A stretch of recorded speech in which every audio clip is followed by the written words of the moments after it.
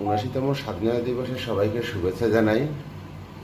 কিন্তু আমরা দেখলাম বিগত ১ বছর ধরে অভয়া ধর্ষণ খুনে কোনো বিচার হয়নি।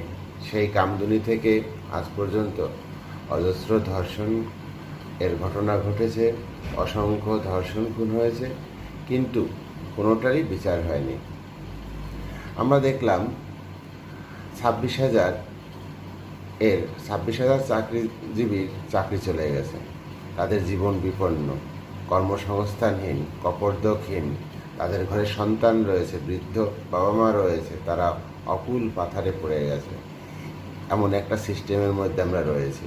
আপনারা সংঘবদ্ধ হন যাতে আমরা একটা সুন্দর সিস্টেম তৈরি করতে পারি ভবিষ্যৎ প্রজন্মের জন্য। সেই প্রতিজ্ঞা করব। ধন্যবাদ।